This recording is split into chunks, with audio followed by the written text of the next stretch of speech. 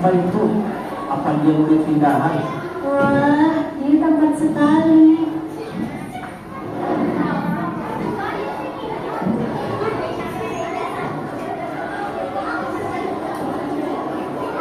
Teman-teman semuanya, hari ini kita kedatangan murid baru. Silakan perkenalkan dirimu. Namaku Bima Eka Putra, panggil aja Bima. Senang bertemu dengan kalian. Iya, sama banget tuh wajahnya anak baru. Ini mungkin hari yang tak beruntung baginya. Aku waktu menghajar di hari pertama yang masuk sekolah. Sekarang kamu boleh duduk di kursi yang masih kosong di sana. Baik, Pak.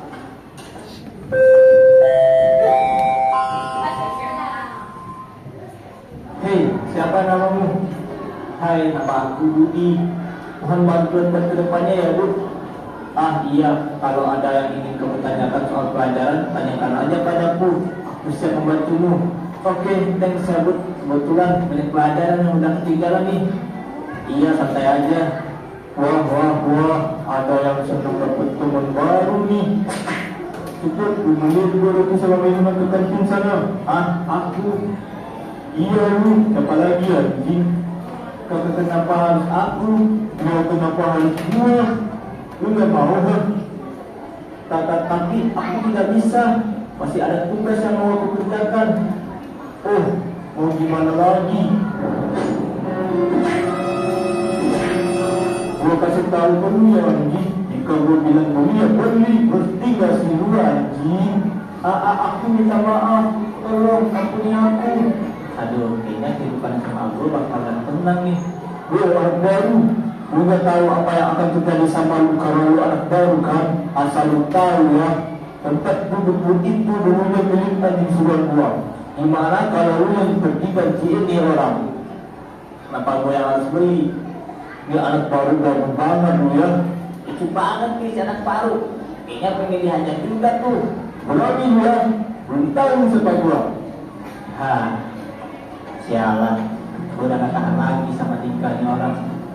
Ah, apa lu bilang?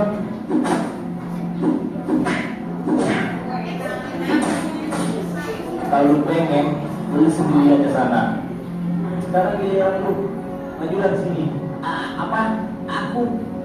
Iya lu kan juga ikut ngoceh tadi. Kalau lu gak mau maju, gue yang bakal maju duluan. Brengsek, jangan bercanda lu sama gua.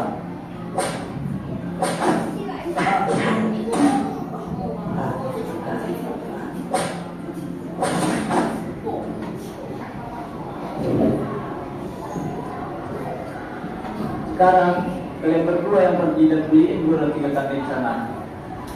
Sialan, beraninya lu nyuruh gua. Lu gak usah sombong dulu, mentang-mentang udah ngalahin gua. Hah? Maksud lo apa?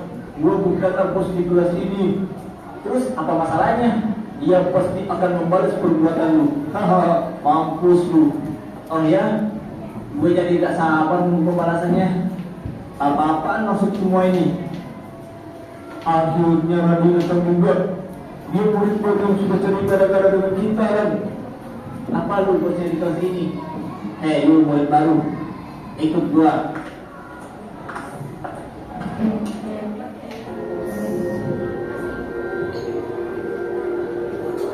Murid pindahan ini memang kuat, tapi Rani yang terkuat di kelas ini. Habis lu murid baru. Hahaha. Hei lu, beliin gua roti sana. Tapi apa lu mau mati? Ah, lupakan. Dan gua aja yang beli sendiri, tak. Lu anak baru. Bukannya sebagai anak baru lu harus memperkenalkan nama lu dulu sama gua. Gua Randi. Dan siapa nama lu? Oh iya, nama gua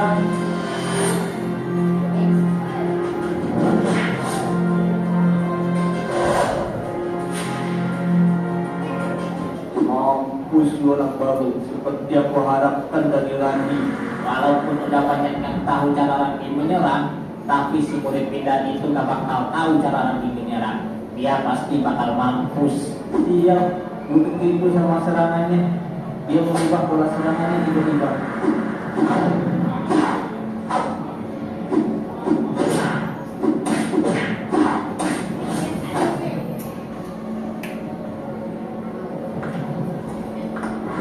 Itu buat gue kesel juga ya.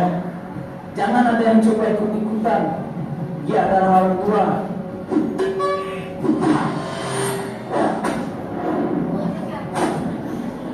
Ternyata lu emang menyesalkan orangnya ya. Tidak mungkin. Lebih ke Allah. Gue benar-benar gak suka dengan cara dia berkelahi. Kalian berdua bawa sekalian itu ke UKS.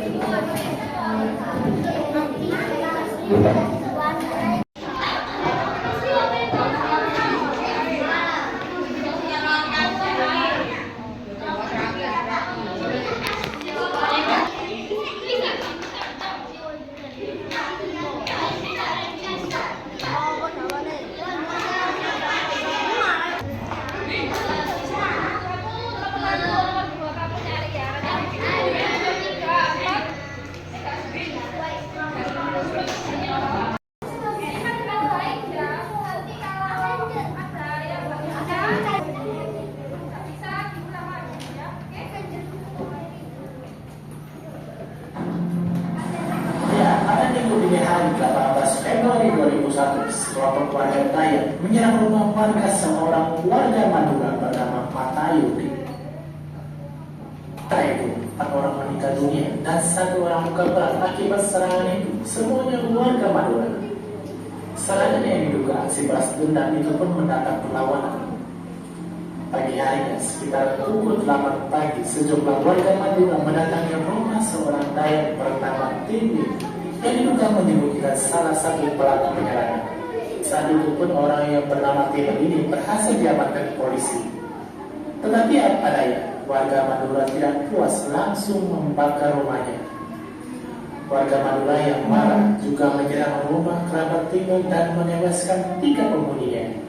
Singkat cerita, hari-hari berikutnya kelompok Serangan Dayak terus berdatangan. Maka sebelum penyerangan, seorang tokoh atau panglim Dari sini ya, berapa suku? Dua apa? Saya sama Mak. Lima Dayak dikatakan lebih dulu membekali ilmu kebal kepada pasukannya.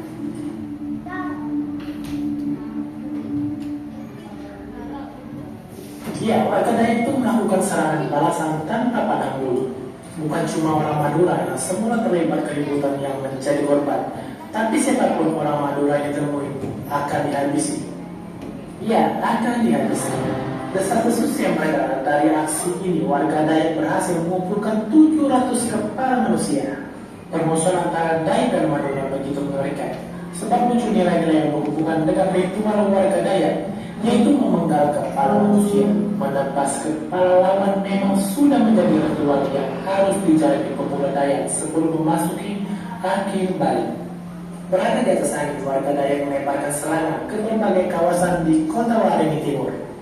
Perlu kalian tahu nih, konflik samping yang terjadi tahun 2001 bukanlah sebuah insiden pertama yang terjadi antara suku Dayak dan Madura. Ya, sebelumnya sudah terjadi perselisihan antara keduanya. Penduduk Madura pertama yang tiba di Kalimantan Tengah tahun 30-an di bawah program transmigrasi yang direncanakan pemerintah kolonial Belanda. Tepatnya hingga tahun 2000, transmigran asal Madura telah membentuk 21% populasi Kalimantan Tengah. Dan hal itulah menimbulkan permasalahan ekonomi yang kemudian menjalar menjadi kerusuhan antara keduanya. Situasi kericuhan antara suku Dayak dan Madura diperparah dengan kebiasaan dan nilai-nilai berbeda yang dimiliki oleh keduanya. Seperti adat orang Madura membawa panah atau celurit ke Maluku, membuat orang Dayak berpikir bahwa tamunya ini siap untuk berkelahi. Pertengahan Desember 2000, bentrokan antara etnis Dayak dan Madura terjadi di desa Karangpangi, membuat hubungan keduanya menjadi besi tegang. Ketegangan semakin memuncak setelah terjadi perkelahian di sebuah tempat hiburan di desa pertambangan emas Ampari. Ya, seorang etnis Dayak bernama Santo tewas akibat luka bacok yang ia dapat. Dan akhirnya konflik sendiri mulai mereda setelah pemerintah meningkatkan keamanan, mengevakuasi warga hingga menangkap provokator. Untuk memberikan akhir konflik ini dibuatlah perjanjian damai antara suku Dayak dan Madura. Ya, semoga aja tidak ada lagi kejadian perang etnis seperti ini.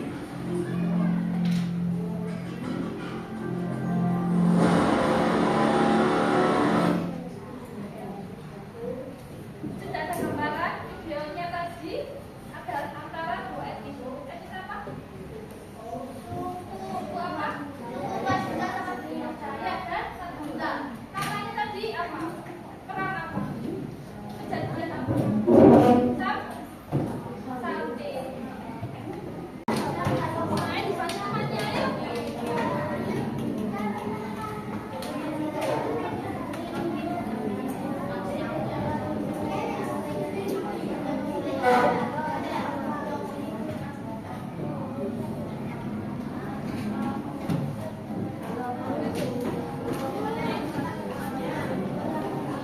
Tapi sudah selesai kan?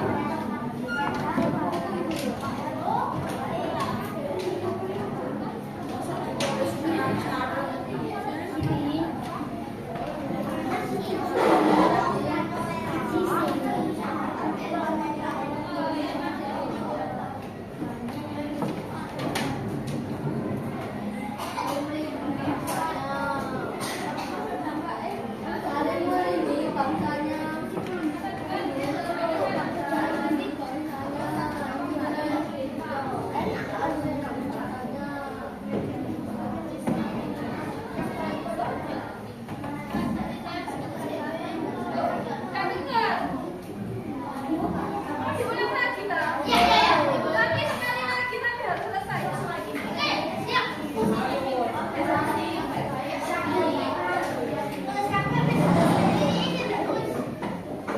Ayo, sekarang baik-baik.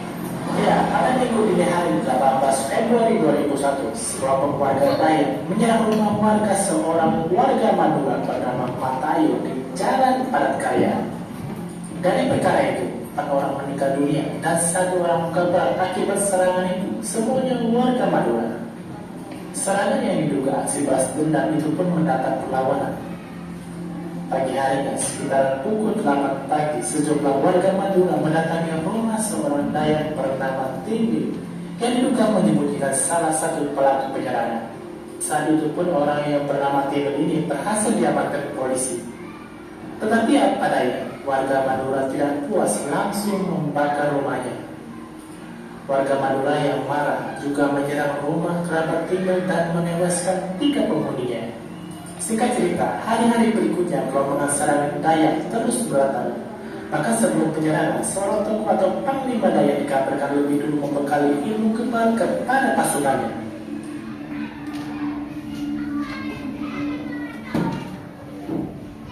Ya, warga Dayak itu melakukan serangan balasan tanpa pandang bulu. Bukan cuma orang Madura yang semula terlibat keributan yang menjadi korban, tapi siapapun orang Madura yang ditemui akan dihabisi. Ya, akan dihabisi. Desa khusus yang beredar dari aksi ini, warga Dayak berhasil mengumpulkan 700 kepala manusia. Permusuhan antara Dayak dan Madura begitu mengerikan, sebab muncul nilai-nilai yang berhubungan dengan ritual warga Dayak, yaitu memenggal kepala manusia.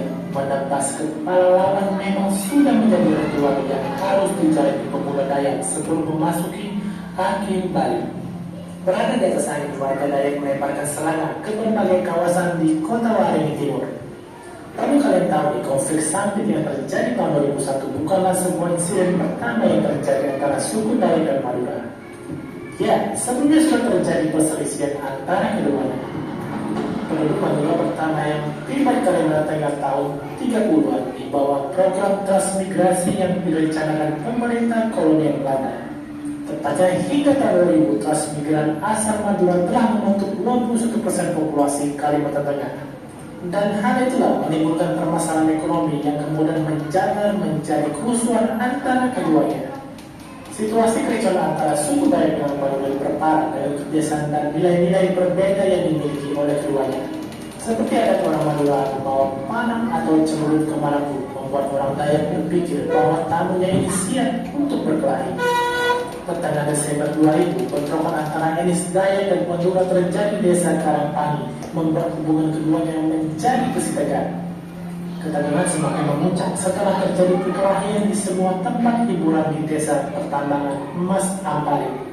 Ya, seorang etnis Dayak bernama Sando tewas akibat luka bacok yang ia dapat.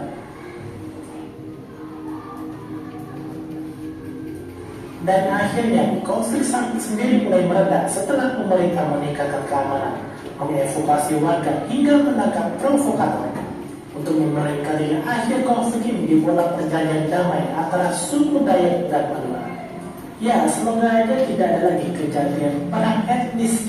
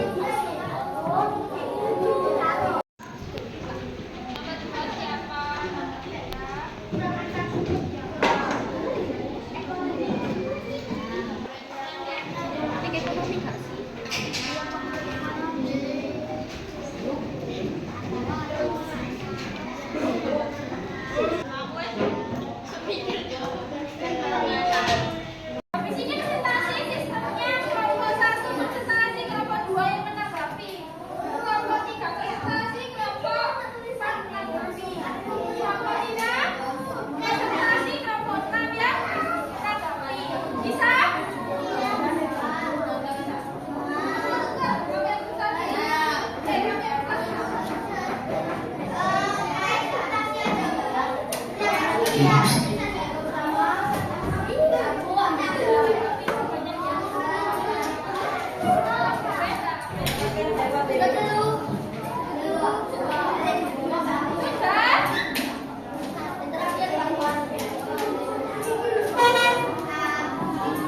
mulai ya.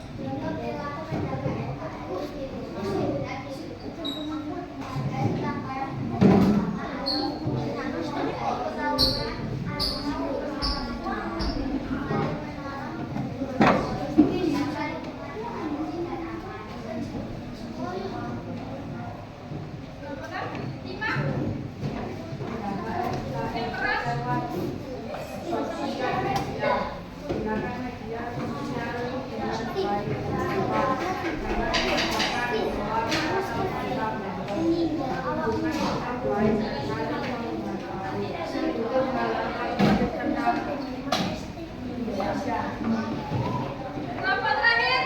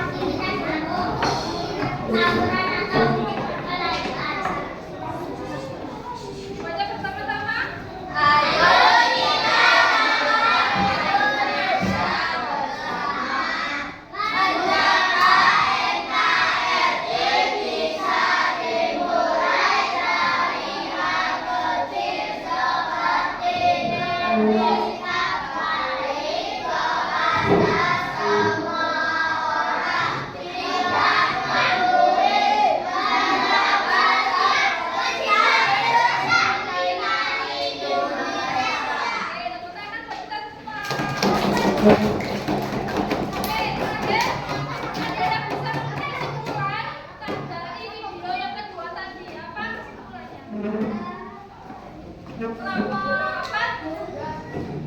Apa yang kamu lihat di video yang tadi? Antara keterangan antara suku Dayak dan suku Madura. Apa?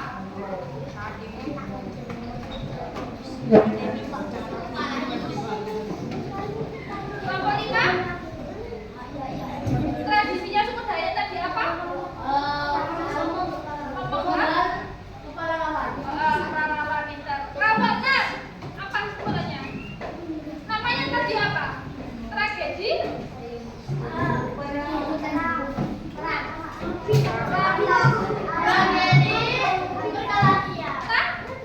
Sapi. Kelompok 1 apa? Yang diperoleh dari video terakhir tadi.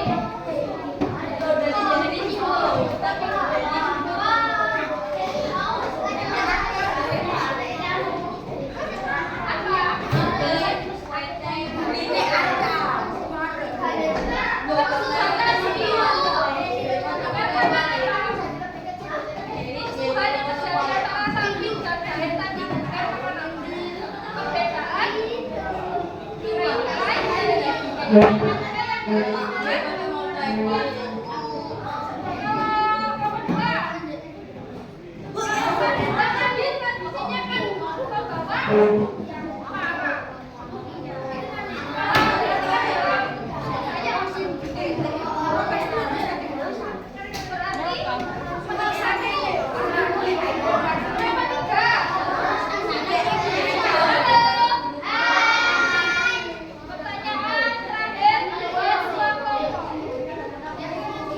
Tadi, halo, pertanyaannya terakhir. Tadi disebutkan kalau Madura datang ke Kalimantan Tengah itu pada masa diawali pada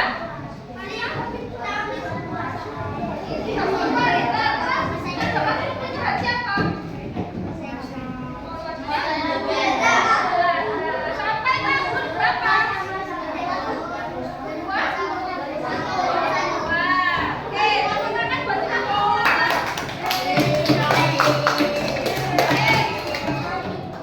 Sekian pelajaran pada hari ini. Silakan dinikmati barang-barangnya. Kita pulang